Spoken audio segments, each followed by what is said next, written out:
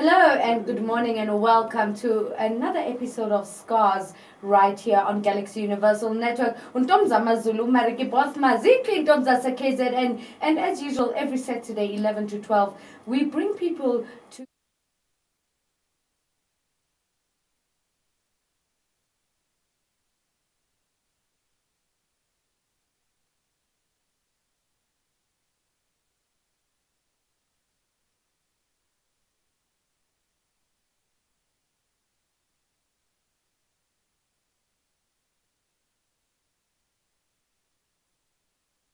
breath from that, but we are so happy that you joined us. If you have joined us on Facebook at Galaxy Universal Network, we say thank you so much for tuning in. Do send your questions during this hour, and if you have any comments as well, do share with us. And today in studio with me I have a very interesting humble soul, Mr. Martin Manamela. Martin, hi. Hi, and how are you? I'm very well. How are you? I'm great, and thanks to the viewers as well. Martin Manamela, I know he's an author, I know he's a speaker, but most of the time most speakers become speakers because of something that they've experienced in their life. I would first like you to use this, to take this opportunity to tell me, who is Martin Manamela? Look, I hear what you're saying, but with me it's a bit different. Actually, how I started speaking, it was such that people drew it out of me. Okay. When you are young from school, you get friends, and then friends, they trust your judgment, they trust whatever it is that comes out of your mouth. And sometimes I remember they'll be discussing some stuff, and they'll just say to me, well, just hold on for a second, let's discuss on our own, and when we're done, then we can call you to just wrap it up for us. Okay. And I guess the confidence grew from there. However, at the same time, the challenge was that where I come from, we were so many. It was, we always talk about poverty, and everybody, it's a common story in an African child. Yes. We all come from poverty backgrounds. But the challenge with us, or the difference here, was at home we were so poor that even poor people called us poor. In a sense that, so what I'm trying to say is that this is going to be interesting. Yeah, the challenge there was that, you are poor, but a poor person, when they look at you, they feel better. Wow. It's like, we are worse than me, so I mean. Wow. And did you look at people like that? Well, I looked, I couldn't look at them like that, because for you it was normal. I was at rock bottom, and the rock bottom was normal. So and you find that in the village, because I also grew up in the villages, by the way. So from an urban suburb, I moved from there and went to the rural areas, whereby I grew up with, being a head boy, and my language was different. I was lighter than anybody you can think about in the village. Wow. So therefore, they used to call me an albino.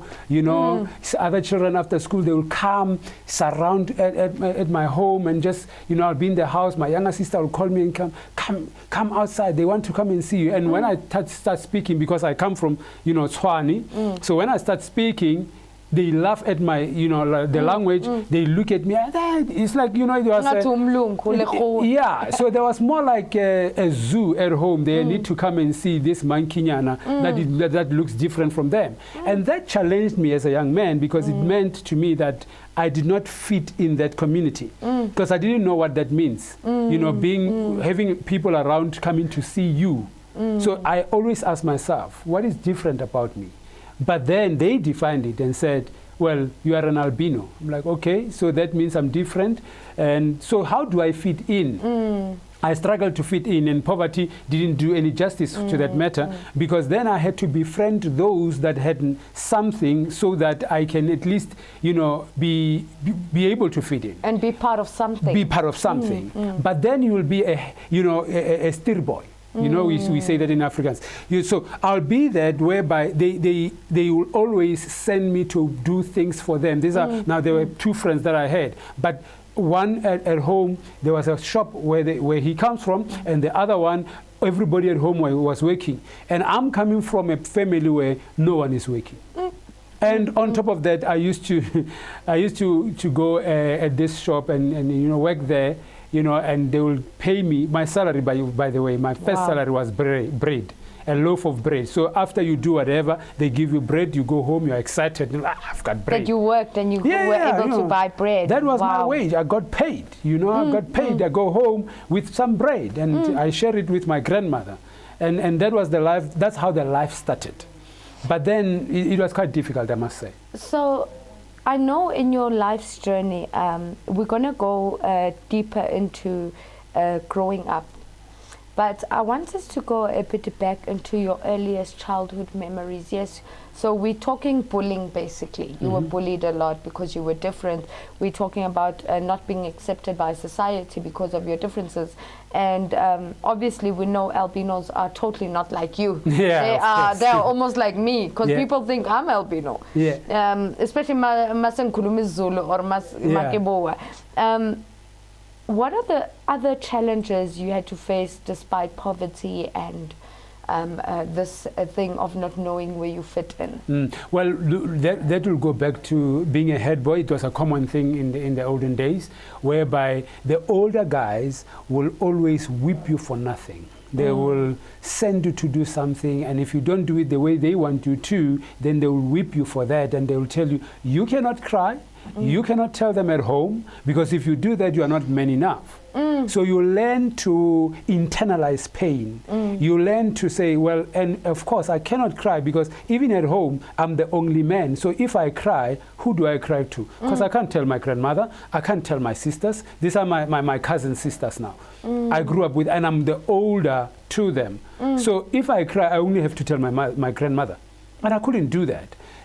So my parents were right in, in Pretoria, which is Tshwane, and I'm down there. I will write letters and send to them to say, this place is so cruel, I can't anymore, and all that. But it never worked out that I come back, to live with them. As a result of that, then I just learned the psychology of how to internalize pain and never share it. As a result, then my uncle, unfortunately, came on, into the picture, who used to work in Pretoria, in Gauteng actually, and then he will come back, home once every month. And when he comes back one day, I used to sleep with him, by the way, when he comes back home.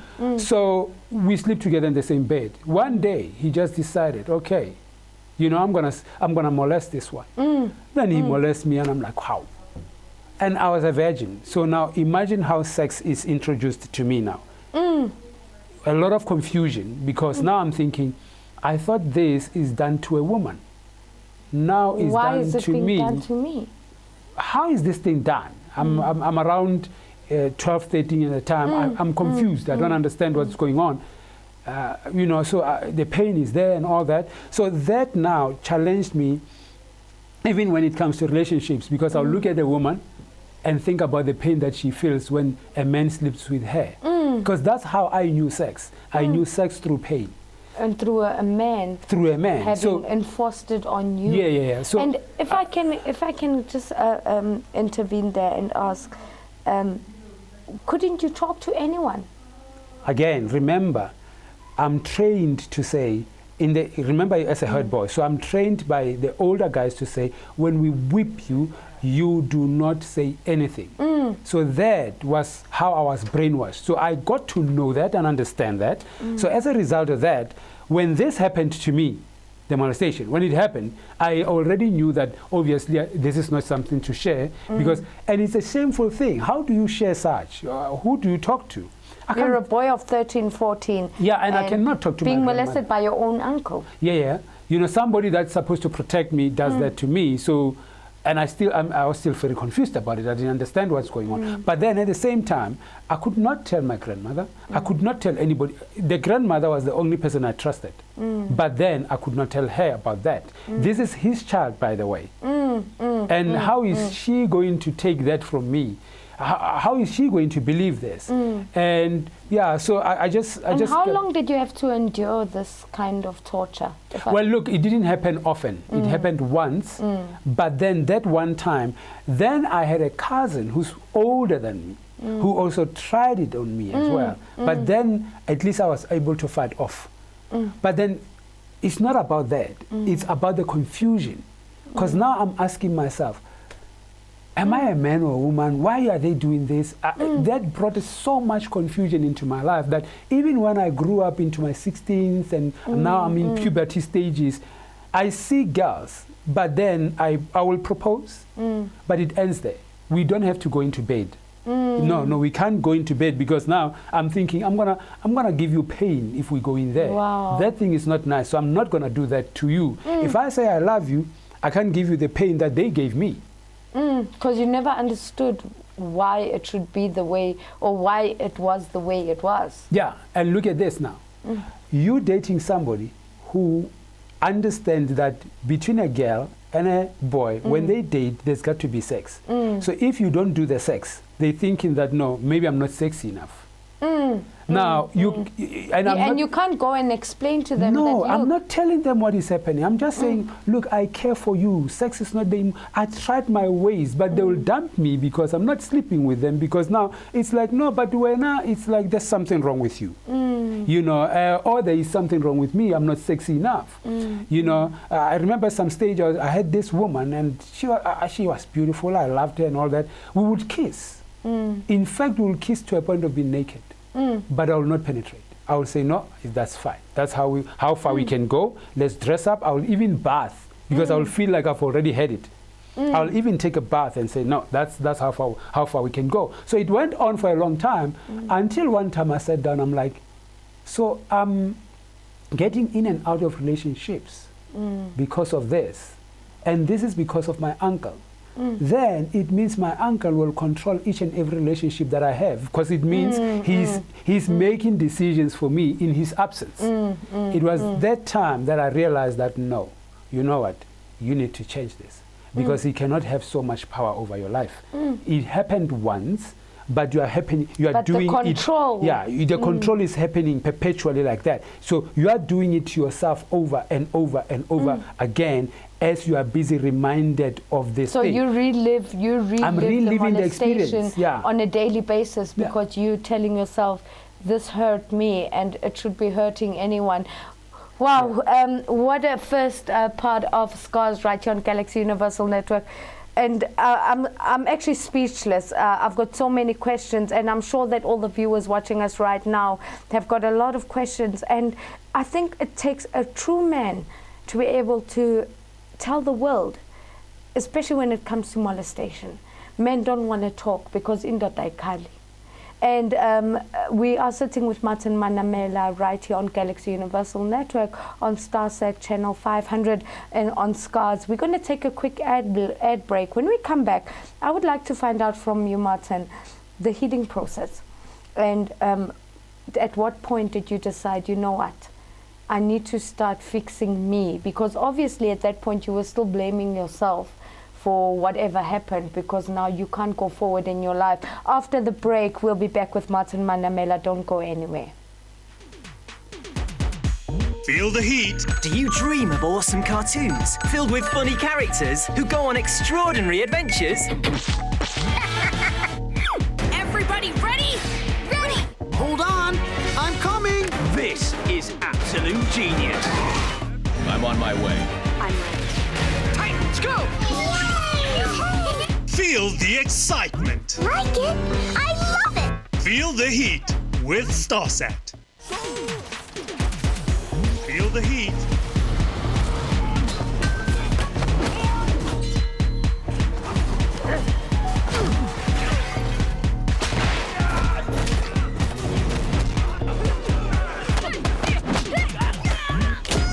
Feel the excitement.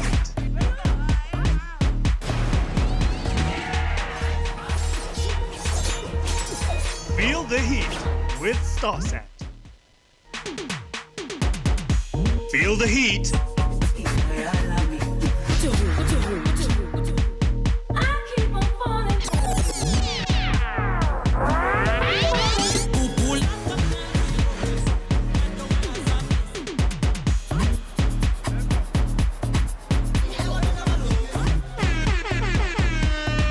Feel the excitement. Feel the heat with Starset.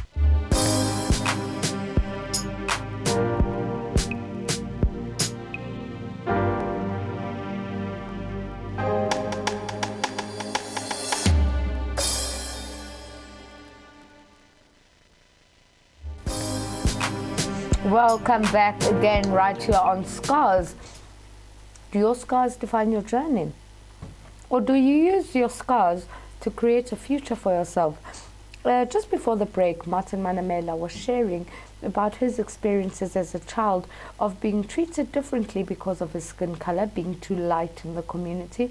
He also told us about how the bullying at school by older boys because of being poor, and how even the poor called you poor, and how that was norm. But I think the biggest thing is having you shared that your own uncle, your blood, molested you, and how that affected your relationships going forward. And before the break, I said I wanted to find out from you, till what point did you get to realize that, but I need to heal from this so that my life can actually go forward? Well, like I said before, it started when I started thinking, good to know, you know what, the honest truth here is that this man did it once, and I'm doing it perpetually in my life. So I need to heal myself from that. I need to forgive myself. I need to forgive him. Now, forgiving him was difficult, but it's something that I had to do. And I'll tell you why it was difficult. Because he was never sorry. He was never remorseful about it. And even when we had gatherings, you know, as a family, and we'll be there, and even in my grown-up age, he will still make jokes about me and talk about me that I grew up with his mother, and we were poor. His mother took care of me. He'll just make silly jokes like that. Do anything to cover up the real I think story. that's what he was trying to do. But then I realized that, you know what, this is who he is. But now, am I going to live under him? Under his, you know, comments about me and this, and am I going to allow him to do that? Because he talks, yes, the way he wants. But I cannot allow that to be me. But how did it affect you, like every time you have these family gatherings and things, to actually face him? Look, the only way it helped me was when every time he says, that was my mother who took care of you, and said, I'll go back and say, well, your mother, by the way, happens to be my grandmother, and she's not your grandmother. So I will play around it like that.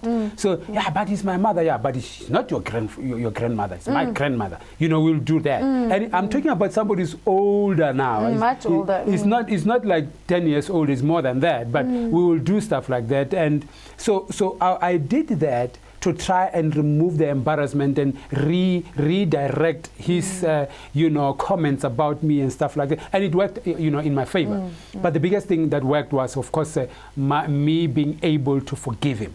And when I did that, you know, look, it healed me. Number one, I was able now to say, I'm not going to let my molestation, my crisis define me, but it's going to refine me. So I became refined by it, and it is at that time that I started writing books about my experience, and started writing books to help other people. And now I opened up, and people started coming to me for counseling. I'm a counselor, by the way. So they will start coming to me for counseling and for healing and stuff. That's why I wrote books such as The Incredible Woman, you know, whereby I can explain each and every little thing that women go through, especially when it comes to molestations. But how then can you take your power back as a woman in a relationship and stuff like that?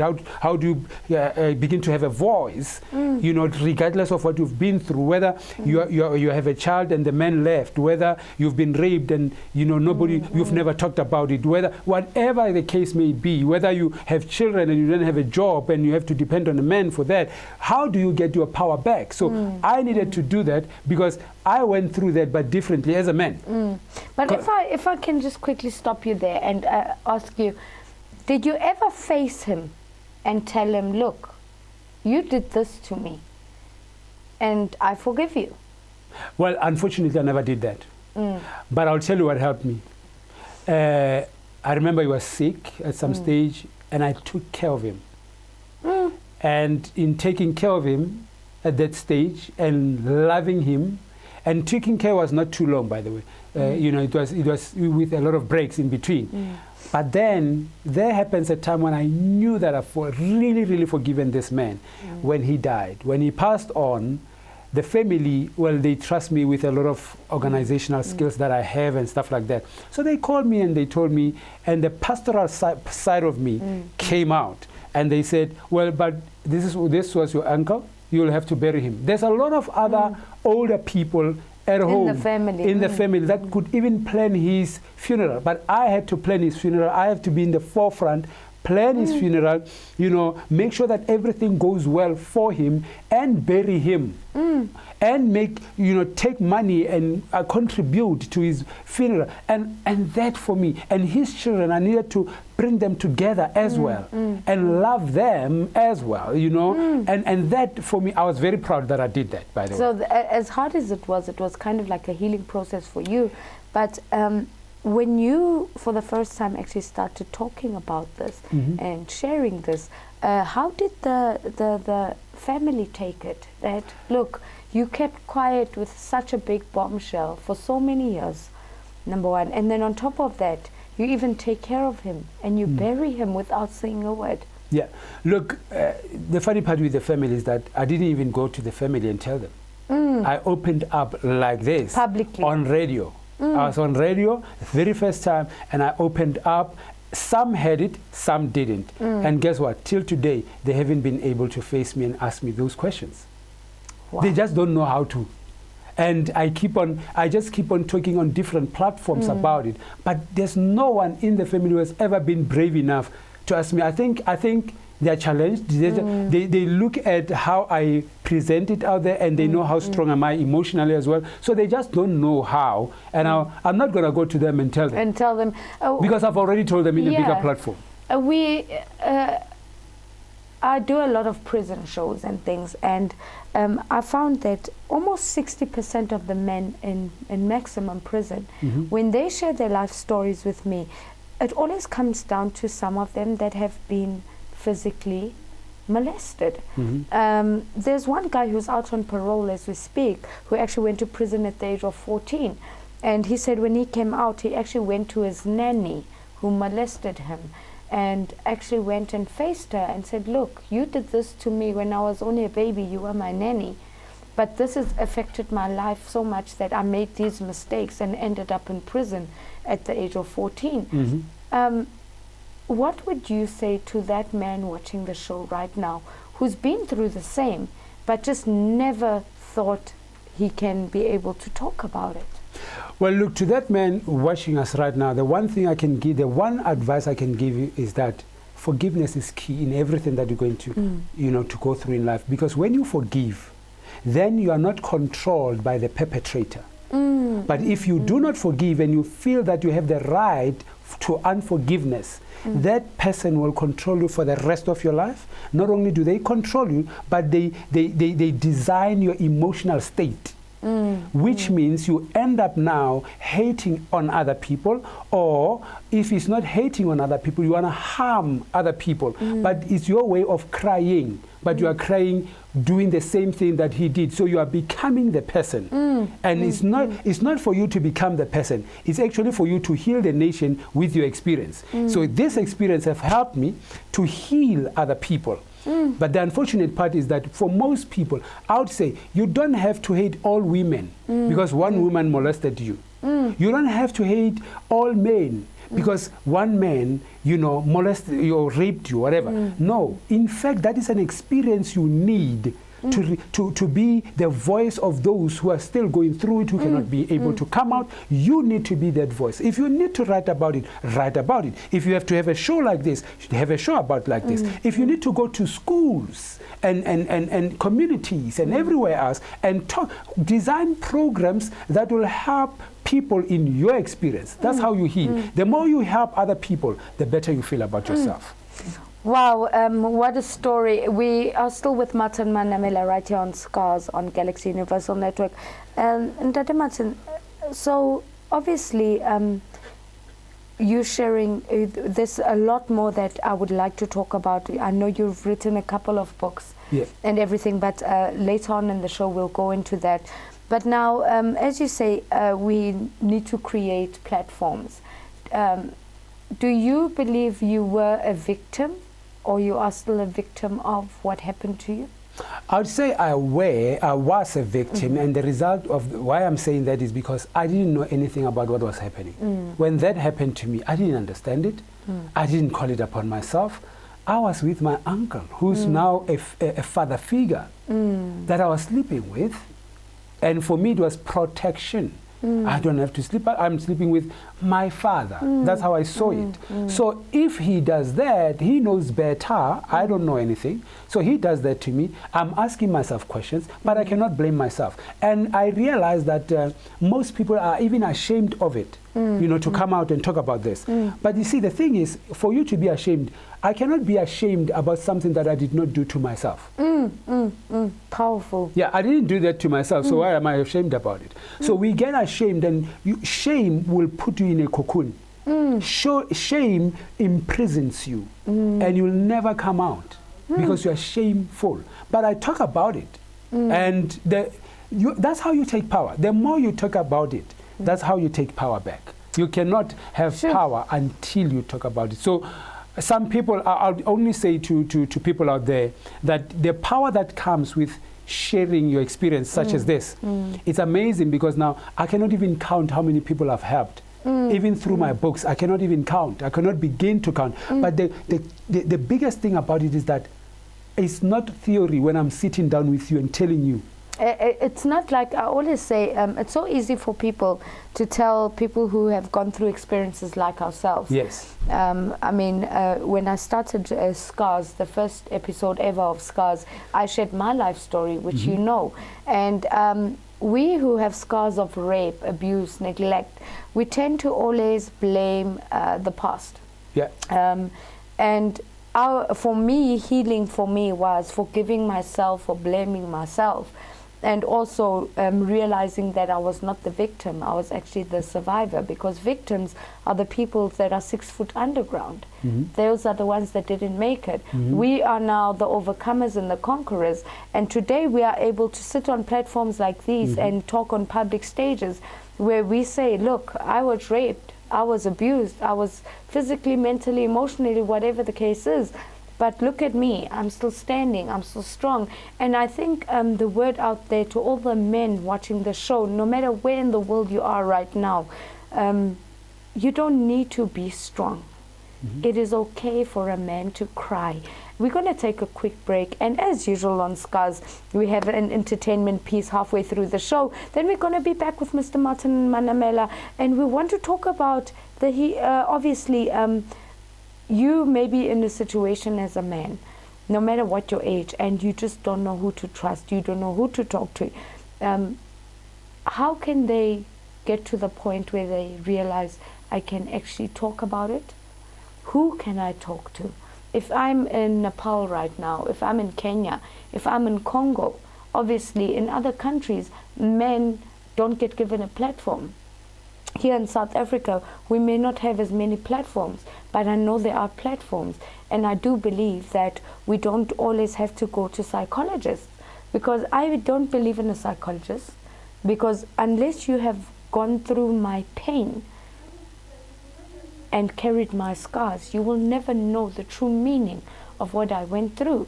Yes, we are counselors, we are speakers, but we tell our story, our reality, not someone else's or something we read in books. We're going to take a quick break. When we come back, we're coming back with some music just to lighten up the mood. And then obviously, I would love to know more about your books and more about your journey.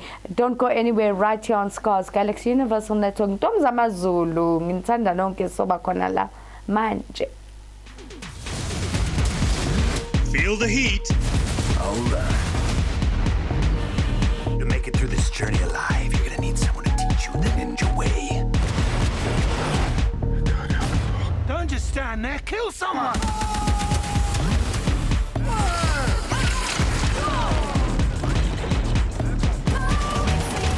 Feel the excitement. Feel the heat with Starsat. Feel the heat.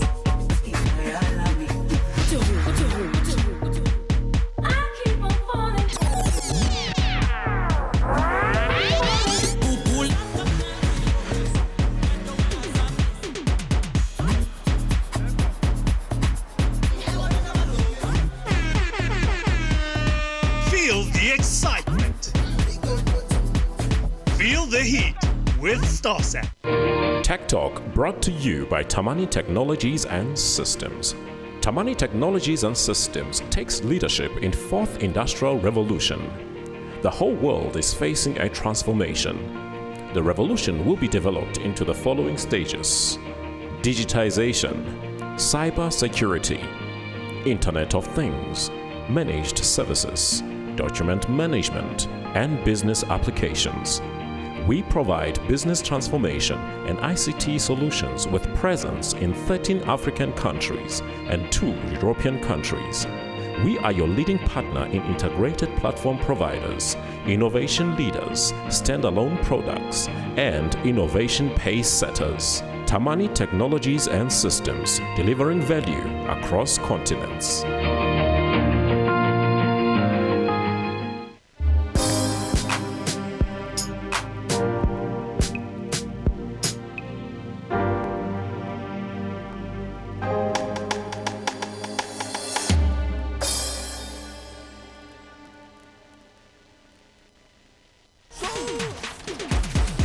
Feel the heat.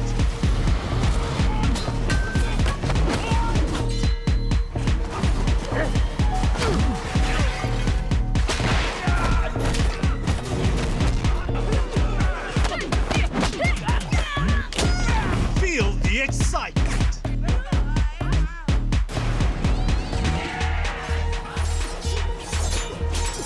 Feel the heat with StarSat. Feel the heat. Do you dream of awesome cartoons filled with funny characters who go on extraordinary adventures? Everybody ready? Ready! Hold on, I'm coming. This is absolute genius. I'm on my way. I'm ready. Titans, go! Feel the excitement. Like it? I love it! Feel the heat with StarSat.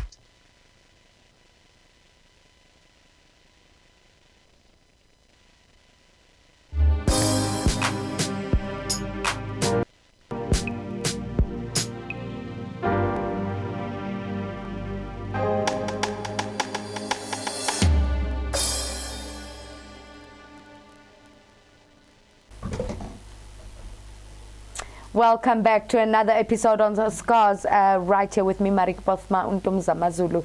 And wow, I can just say what a journey, and what it is such an honor and a privilege to share a stage or a platform with people who talk about their own experiences and not just experiences from other people. So to lighten up the mode, we have our sister Rosalind in the house who will be performing for us. So we're going to go straight over to her right now and her companion to share some music item with us. Don't go anywhere.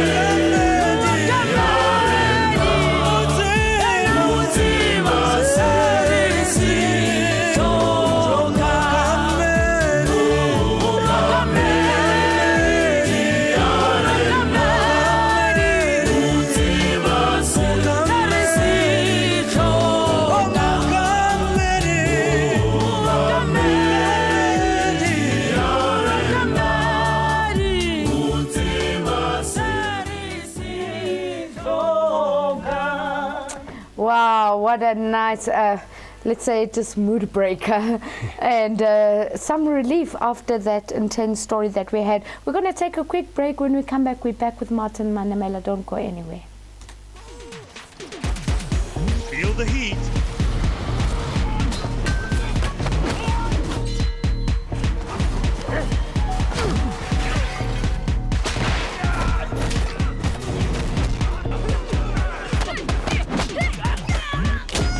Feel the excitement.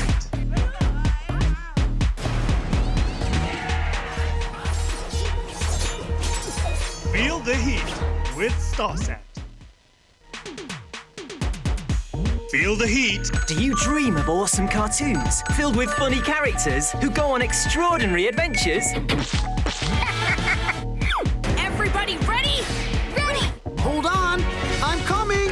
This is absolute genius. I'm on my way. I'm ready. Titans, go! Feel the excitement. Like it? I love it! Feel the heat with StarSat. Challenge your ordinary. Experience the extraordinary. Not only the government, the municipality here has had no plan. Now, I believe that my peace is my most valuable asset. Absolutely beautiful! This is exactly what I was looking for! DJ Khaled! It is a day to celebrate. We're ready for action. I like it when it's nice and soft. Yeah, that is nice. How was it like growing up in Nigeria? Yes, sir, you know what it is. Feeling is there that, you're doing something special. Stop being so dramatic, Mira. You should just be what you want to be.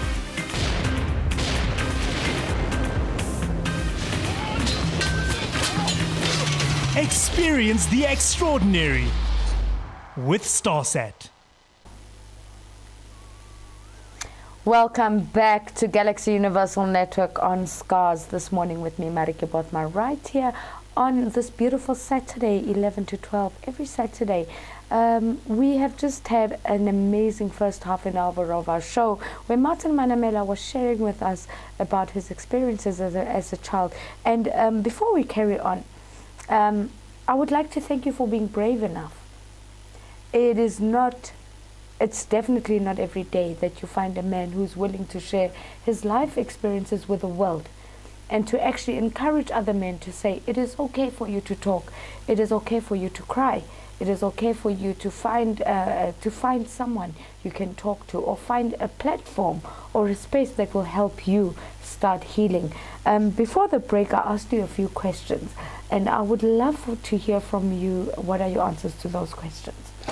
Can we rephrase the questions, by the way? The first question was obviously the same thing I'm saying now, that the healing process of using your story, number one, to heal, how it really heals you. And to the people watching out there who don't have anyone to talk to, who do they talk to? How do they reach out? Where do they go to? How did your writing books help you heal? Well, I'll tell you what, it's in many ways. We heal as people. Remember, as people we are different, so we heal in many ways. One may heal by writing a book. The other might heal by, we just had artists right now singing. They can heal through that. So one of the things that I understand about whatever tragic moment that we ever go through in our lives is that everything that hurts you, it's giving you an opportunity to have strength. So I'm not looking at myself right now as being brave per se, but I'm looking at myself right now as somebody who had a mandate and a purpose for God. And now God, unfortunately, I had to have a serious experience like that in order for me to continue with the purpose that I was born for. I was born to heal. But I can never know the importance of healing until I've been through pain. That's why with Jesus it's the same thing. He was born to rescue us out of but he had to go through some stuff. So every time when you go through some things in your life, it is because you've been called to be the solution to that. When a seed falls from a tree to the ground, right? When it's up there in the tree, it's useless because it's hidden within a seed. But its purpose is found in its falling. So when you fall in life, it's an opportunity for you to grow roots. So and you need to be watered. You need to be watered, but guess what? Where are you watered? With mud, with dirt, with all. So now every challenge that you find yourself in is an opportunity for you to grow out of the mud, to use any negativity as manure. I mean, I'm reminded of a story, and I believe this story will help a lot of people. It's a very short story.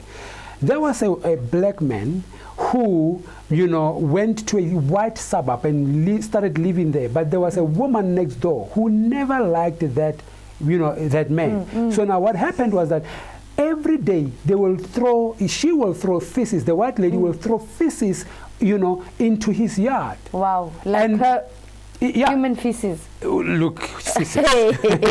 into his yard all the time, every day. One day that white lady got sick and she was on a deathbed. And this guy went with a bunch of beautiful flowers and presented the flowers and said, you know what, please heal my neighbor. And this lady says, well, let me confess. The white lady confessed and said, you know what, I'm the one who's been throwing feces in your yard. And the man said, but I know. I actually used the feces to grow these roses that I'm presenting them to you today. So I'm just saying that it's a choice. Whatever it is, you don't have to be raped. You don't have to be molested, but you may grow up in a very poverty-stricken environment. You may be being treated bad at work as we speak. You may be being treated bad by family members, or your father might have left you, your mother might have left you. Whatever challenge you can think of, it is necessary for you to look at the challenge and say, wow, God, thank you for trusting me with a challenge that I'm going to use to deliver other people, to help other people. Even if you don't have somebody to talk to, there's radio stations, there's community, there's foundations, there's everywhere. You might not find anybody in the family. And some people will cry and say, but look, I don't even have anyone to look up to around my family, not relatives. I can't find anybody to look up to. You don't have to look. You see, that's being myopic. You don't have to look into your family or relatives. There's a world out there. Even if you cannot find somebody in South Africa or in your country, anywhere, there's somebody in another country. Broaden up your mind like that. Find somebody's story that is similar to you, because your story is not unique. We are all going through the same, just in different ways. So crying and playing pity party, there's somebody who's gone through the worst state of their life than yours, but they were able to come out. So you cannot use your story and say, it is because of this that I had to fail. No. People say, it is because I went through fire that I became a better gold with no unwanted particles. So that's how we need to look at life, that positive attitude. And you cannot look into tomorrow. I mean, you know, people say that, I don't know what tomorrow holds. That's a very dark place to live in, that you don't know what tomorrow holds. Tomorrow is held within you. Yesterday has passed, is dead and buried. Tomorrow is still in a womb. You have a choice whether you're going to, birth a beautiful tomorrow or a dark tomorrow. Sure. So I always say to people, look, you can never be featured in a future you do not picture. Ooh, you can never be featured in a future you do not picture. You do not picture. So until you have it here, you cannot have it tomorrow. And you just made me think, actually, the day before yesterday, I had a conversation with someone, and I've been saying it lately to a lot of my friends. It just came to me one day, also this tendency of us saying you live once. You don't live once. You live every day. You die once. Yeah. No, you live, I mean, you just in 1 year. Every just day. in 1 year, you have 365. That is not once. It's 365 days. But now we live in the mindset to say, I live once. That's when that's when people want to just go on and do wrong and feel justified for doing wrong. But you see, that's an empty life, because you may look glamorous on the outside, but those people have been dead. They're just like decorated, cemeteries where you find beautiful, stones, right? But inside there's no life. So most people are like that. They look decorated on the outside, amazing on the outside, but they're actually dying on a daily basis. But if you can't live for a purpose, you haven't started living. Do you also believe the way I believe that a person who can come to me and say they've never been a victim of anything, they are lying? Because every human being, no matter what race, no matter what sex, no matter what, we have all been a victim of something. Yeah, that's why I said that, you know what, it doesn't have to only be molestation. There's different kinds of challenges that we go through, and everybody's crying about something anyway, somewhere. But you know what gives me the strength? What gives me the strength is that, victim or not, there's someone out there somewhere in the world, just look deeper, who went through exactly what you went through and overcame it. So you have no reason to give up. You have no your challenges can never be a reason where you need to just back down and say, well, I can't because I tried. If you passed your matric, for example, I mean, right now they're about to write, right? Yeah, so if you passed your matric and you didn't have money to further your studies, you didn't have money to further, there's something within you that you can do. Throw the pride away. Go out there, do that thing, let people laugh. It's okay. I mean, I told you when we started, I used to work 4 bread as my salary. I then worked for an Indian guy who used to pay me 20 rands. When my friends were going to universities, I was working for 20 rand a day. But all of that helped me to write the books that I was writing, so that I've been writing. I mean, I have 9 books today, and I have these books because of the stories that God allowed me to go through in order to be the voice for His people. So He just chose me to just be that voice that He wants to use. And I accepted the challenge, and I said, well, I'll be your voice because I'm not living for myself, I'm living for you. So if you want me to be your story, I'll be a great story. Because I know that you have the pen. At the end of the day, you are the one who's writing the story, and you are my God. And you said you'll never leave me. You're just using me to inscribe it, but you are the one who's putting... let's go into your stories. I know you've got quite a few stories. We've actually got one of your books here called Failure, Success, and You. Yes. Every no means next opportunity. What came about the just your heading alone? Failure, success, and you. There's something common about those 3 words: failure, success, and you. There's one letter that is common there, is the letter U. So if you write failure, there's a letter U. If you write success, there's a letter U. If you write you, there's the letter U. And that means all of those things can never happen, whether failure or success. It cannot happen without you. Oh, wow. And whenever people go out there and say no to you, don't look at it. Don't look at the no as an obstacle. Look at the no as an opportunity to refine whatever it is that you have. It's an opportunity to refine your craft. So you'll find a door that is going to be shut in your face one way or the other in this lifetime. I mean, and not everybody's gonna like you. You know what? Obviously. You are not money. So not everybody's gonna like you. Some people are going to hate you for no reason. And for that, you need to understand that you just have to continue to work hard on your craft. You know, if you want butterflies, you don't go chasing them. No. You know what you do? Because they'll fly away. They'll fly away because you're chasing them. No. What you need, if you need butterflies in your life, you build a beautiful garden. You water it. The flowers, will blossom. And as they blossom, the butterflies will come by themselves. So be the beautiful garden so that opportunities can come to you.